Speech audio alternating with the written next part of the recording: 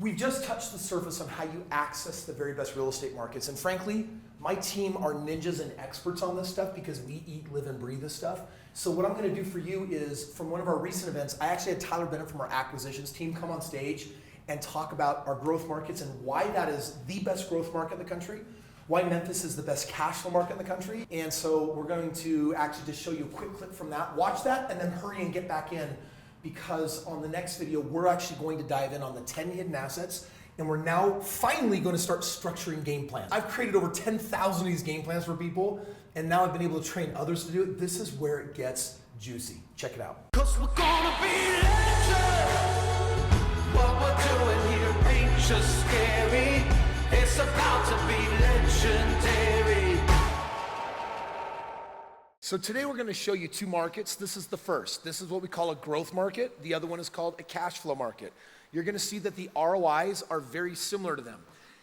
This market has a higher percentage of growth and a lower percentage of cash flow. A cash flow market, very similar, but it has a higher percentage of cash flow and a slightly lower percentage of growth. In the end, the ROIs are very, very similar to each other.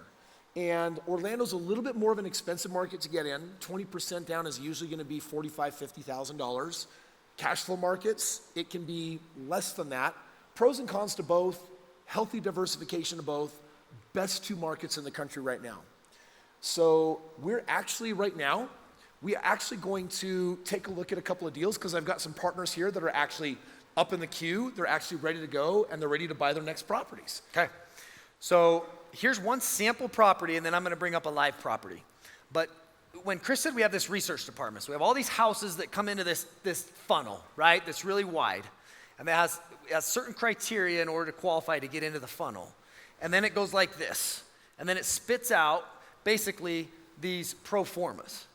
And if they meet all of our requirements, we stamp it with an approval stamp, and then we're allowed to present it to clients. Now just pause for a second, put that back on the screen. How many of you look at that and are like, glaze over what's going on? There's so many numbers. Does anyone feels that way a little bit? If your hand's up, listen. You can learn this, and you can learn this quick. I don't want you to get overwhelmed. So here's just a couple of things that I want to show you. Starting to the right of the picture of the house, you got the market and address, and going down, you've got the purchase price, the projected down payment, the estimated closing costs, the rehab, the acquisition fee for the research department, and then the total property investment and the property management setup, which is always a little bit of a high number because we like to be conservative. So that tells you that information about the house. To the right, we've got all of our assumptions on down payment, closing costs, property management fees, etc. You'll find out that across the board, our fees are way lower because of what we do in bulk. What that means is if you're out here on your own, you got to get on planes, you got to meet people, you got to set up a system. Property manager is going to charge you 10%, larger setup fees. But when you have a relationship, when we're buying 500 or 1,000 homes in a market, then all of a sudden we can lean on these people. This is why out of state investing is a horrible idea if you are a mom and pop shop. You should never buy a property out of state. If you are the one, right, Craig?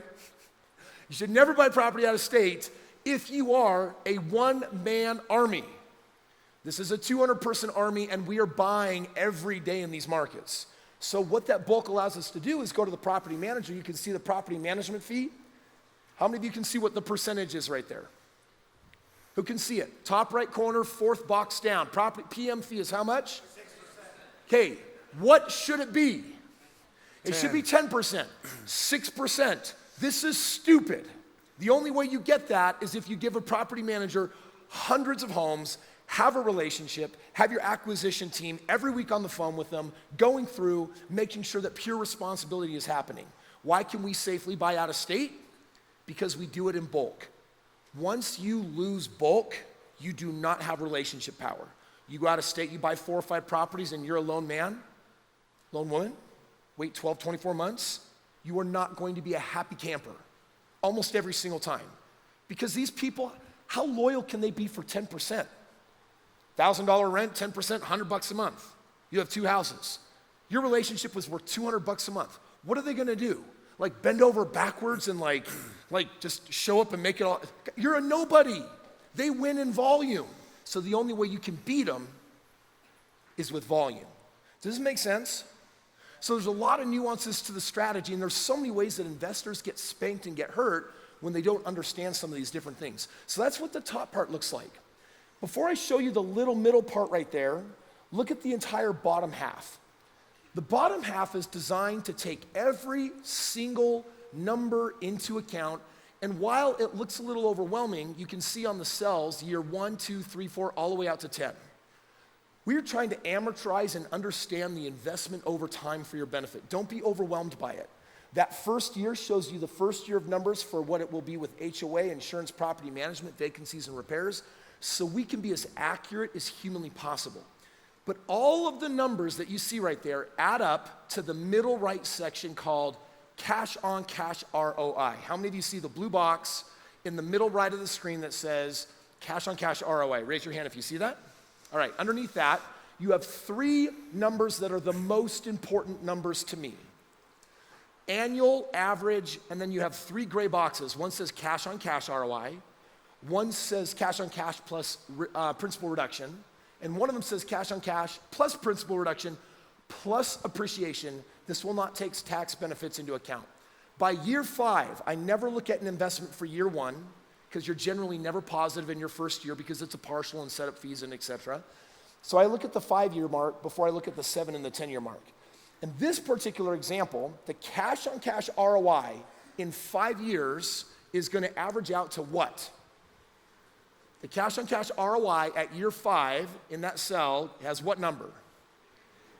8.3%. That number tells me if I put money in, how much am I going to get back this year based on the money I put in? Cash on cash. This is a number you need to know. Does this make sense? All the numbers below are helping you figure that out. Then you have cash on cash plus principal reduction, which means, well, every month that we have a tenant in there, they're going to be paying down the principal. I don't get that money today, but it's like a forced bank account, and I will get that money back. That bumps me up now to 12.98%. Then, appreciation. Being in the best, fastest growing market in the entire country, with appreciation, we are at 34.4%. Who can see that number right there? Memphis, where do we buy in Memphis?